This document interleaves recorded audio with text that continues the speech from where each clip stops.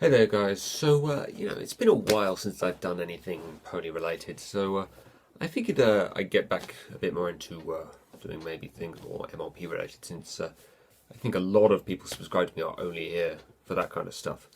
It's been over 5 months now since Twilight's Kingdom aired, there's been a lot of sort of mixed reaction kind of things to it. Most people seem to think it was pretty good, but it's kind of weird. There are a lot of people out there who think it's like the greatest thing ever. Or, they're trying to insist that it's like perfect or something. I mean, I thought it was a pretty good episode, but of all the episodes to choose as being like the one that is perfect or is like the greatest thing ever, Twilight's Kingdom, I don't understand that myself. But yeah, it seems to have gotten that kind of reaction. There aren't many people out there that really hate it or dislike it or anything, but it does seem to be sort of split down the middle of people who thought it was pretty good, like me, and people who think it's like, the best thing ever, one of the greatest bits of television ever made. And no, there's no way I would go that far.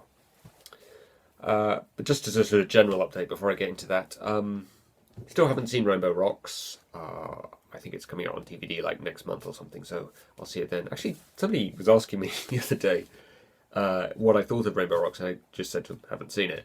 And then they said to me, do you think you would like it? How the hell am I supposed to know that? I haven't seen it.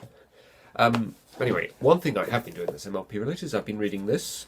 The Journal of the Two Sisters part of this is actually really good, I thought. A lot of good world building in this expanded universe, whatever you want to call it. The Journal of Friendship, or whatever it is they call it. The Journal of Friendship. That bit's kind of lame, actually. Actually kind of cringing a lot while I was reading that, but the bit with Celestia and Luna, that's actually pretty damn good. So anyway, yeah, let's get into Twilight's Kingdom here.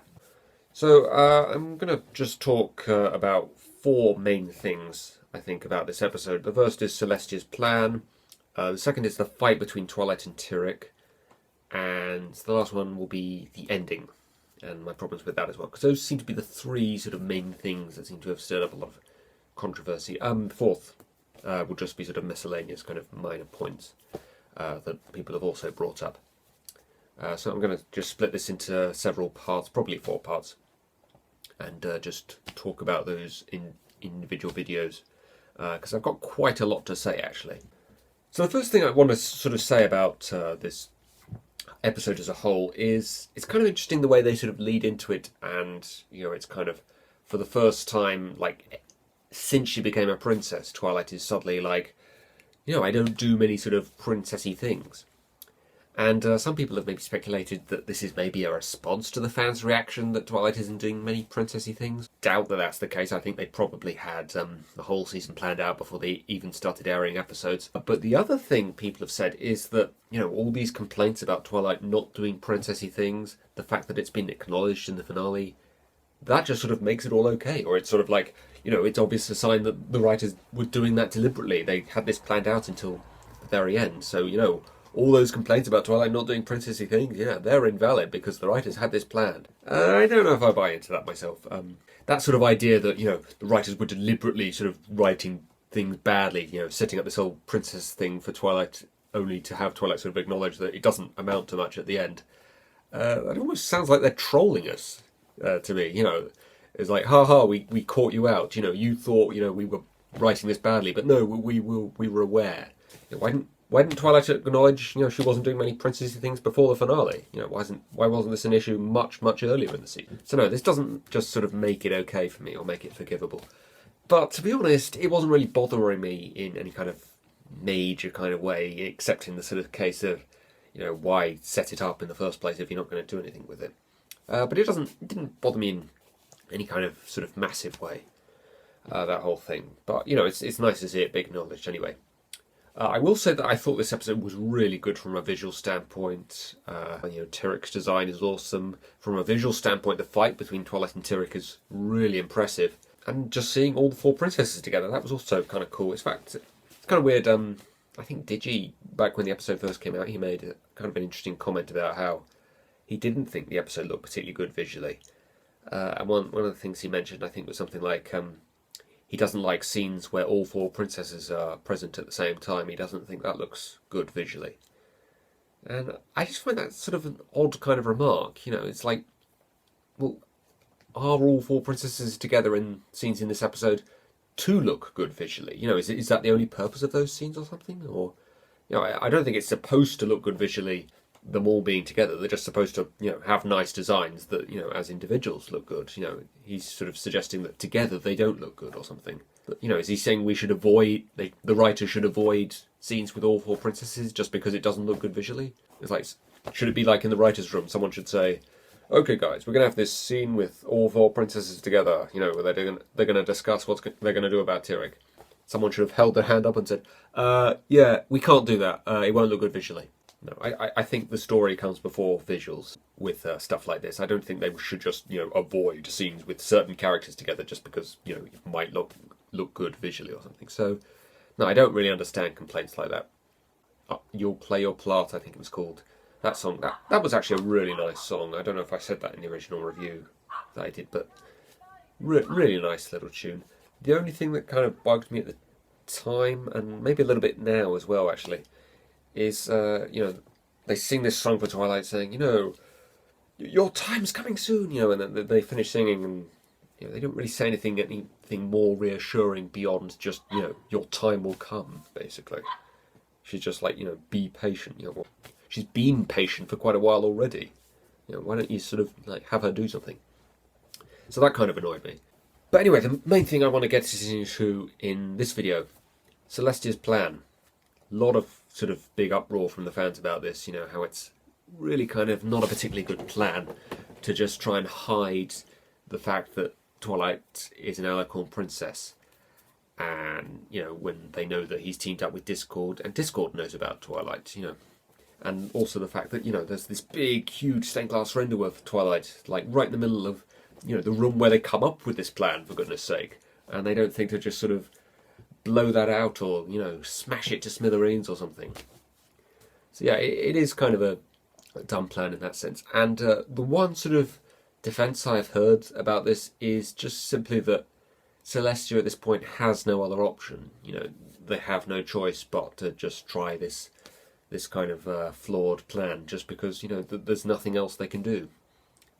Yeah, so as soon as someone tries to take over Equestria, Celestia, this Alicorn who has been ruling over Equestria for, like, you know, over 1,000 years, her first action is this act of, you know, desperation almost, you know, this act of, oh, there's nothing we can do sort of thing. And it's basically just to sort of hide away and hope Tyrek doesn't find them. Yeah, she's not much of a leader, really, is she? But in regards to this whole sort of there is no other option idea, that's kind of a thread that you see in a lot of forms of fiction. You see characters say, you know, there's no other way, or we have no choice, or we've considered all other options, there's nothing else we can do. Even when it's done like that, it kind of annoys me. It's like, well, what other options have you considered? You know, have you, you know, actually sort of thought about any other options and then come to the conclusion that you can't do them? You know, I'd like to know why certain things aren't another option. Why are you so convinced that this one other thing that doesn't seem like a particularly good plan is the only option? You know, I'd like sort of more information about something like that. But this episode doesn't even do that. We don't even get an explanation as to why they've resorted to this, you know, act of, you know, no other choice, there's no other way kind of thing. You know, actually, what Celestia says in the episode is there is a solution. She actually sounds quite confident that this is going to work. She doesn't really seem to be aware that this is, you know, a retarded kind of plan that, you know, is just, you know, being used as a last resort. And if, you know, she feels like she has no other option, why doesn't she ask Luna for if she can think of anything? Why doesn't she ask Cadence if she can think of anything? Why doesn't she ask Twilight if she can think of anything? Since Twilight's been so desperate to get involved in, you know, big world proceedings and trying to rule over Equestria, why doesn't she ask Twilight if she can think of anything to do? But no, she says nothing about, you know, this is just, you know, a last resort kind of thing. She says nothing about how they're desperate or anything, why they have no other choice, how all other choices or options have been eliminated. There's nothing like that in there. So yeah, if this is sort of just an act of desperation and they can't really think of anything else to do, would have been nice to have been told that, and also why they feel like this is the best plan and why this is the only option. And I know that a lot of people will sort of say to me, oh, exposition is boring, you know. It would have just been boring exposition and people would have turned the show off or something. Yeah, I don't understand people like that who say things like that. It's like, You're seriously telling me you would rather just skip over a few seconds of boredom and be thoroughly confused about what was going on? I mean, are you seriously telling me you'd prefer to just be confused about what was going on to just save yourself being bored for a few seconds? You know, I would much rather be bored for a few seconds and know what was going on than not. I don't understand remarks like that. The other kind of thing about this plan that kind of bugs me is also it seems very cowardly of Celestia to do something like this. They are four sort of very powerful Alicorn princesses. And, there's one of Tyrek. He's very sort of formidable. He's huge, enormous kind of size, and he possesses all the magic in Equestria. But there's only one of him, and there's four of them. Their first sort of option, or the first thing they think to do is to just hide and just mope and not do anything and just hope that things work out. What exactly were they thinking was going to happen if they just gave up their magic? I mean, presumably they were hoping Tyrek wouldn't find Twilight. But what were they thinking was going to happen after that? Tyrek would just sort of think, oh well, I'll just have to make do without Alicorn magic. It's left to sort of Twilight to try and sort of do something about Tyrek, and there's no real sort of information given to Twilight about where exactly they go from here. Especially after Tyrek sends them to the underworld or whatever that was, and Twilight can't even go back to them and say, okay, what do we do now? Because they're gone now. I don't know if they knew Tyrek was going to do that or what. They didn't really seem to know what to do, or they didn't seem to have any kind of plan. And again, probably going to tell me, oh well, they're desperate. They have no other option. They don't know what to do. Would have been nice to have been told that they were desperate and they felt they had no other choice as well. We need to know these things. An example of perhaps where this is done a little bit better is Harry Potter and the Chamber of Secrets, the film version.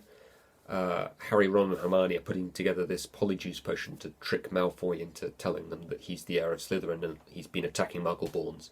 And Hermione tells them that the potion will take a month to brew, and Harry points out the problem with this is, Malfoy could have attacked a whole bunch of Muggleborns by that time.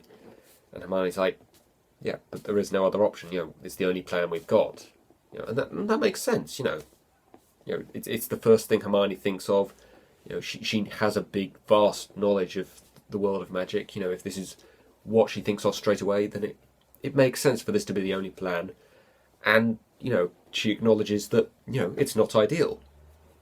That's the way it should have been done here. It should have been like Twilight pointing out the problem with the fact that Discord knows about her, and Celestia saying, I know, but there is no other option. We have no other choice.